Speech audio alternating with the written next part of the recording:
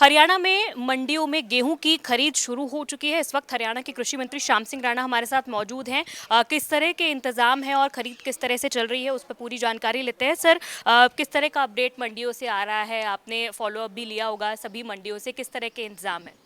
देखिए, 1 अप्रैल से सरकार की तरफ से घोषणा है, मंडियों में अनाज खरीदा जाएगा, गेहूं की फसल। लेकिन अभी फसल जैसे जैसे आएगी वैसे खरीदते रहेंगे।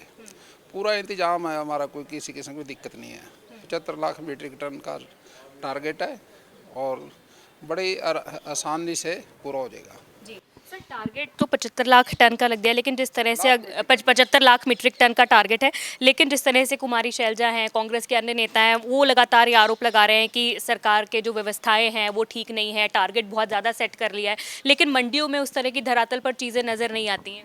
नहीं, पूरा पूरा इंतजाम है, कोई दिक्कत नहीं है। क्या क्या खास इंतजाम है सर मंडियों में किसानों की? इसमें बारदाने का इंतजाम होता है और उसके बाद फिर गोडाउन में उठा के ले जाने का इंतजाम होता है। और क्या इंतजाम है? सर, जहाँ तक उठान की बात है, कई जगह से चरखी दादरी से, पलवल से ये भी खबरें आ रही थी कि सरसों का जो उठान है वो भी अभी तक पूरी तरह से नहीं हुआ है। तो अगर जब तक सरसों का पूरा उठान नहीं होता है और गेहूं की फसल की भी आवक अगर उस समय तक शुरू हो गई तो कहीं ना कहीं मुश्किलें हो सकती हैं। तो इस तरह की स्थिति के कोई निर्देश? नहीं नहीं, सभी कोई दिक्कत नहीं आने देंगे। सरसों का भी उठान ठीक ढंग से हो जाएगा और गेहूं में कोई दिक्कत नहीं आएगी। जी सही। अगर बात करें, एक वक्फ बोर्ड जो है बिल है वो पास हुआ है, उससे क्या पास हो गया सर, क्या कहेंगे उसको लेकर? देखिए, बिल पेश हुआ कल 12 बजे और रात के 12:30 बजे पेश हुआ। 12 घंटे बड़ी बहस हुई पक्ष विपक्ष के, और अच्छे बहुमत से पास हो। इसमें मुसलमानों को फायदा होगा, कोई नुकसान नहीं होगा।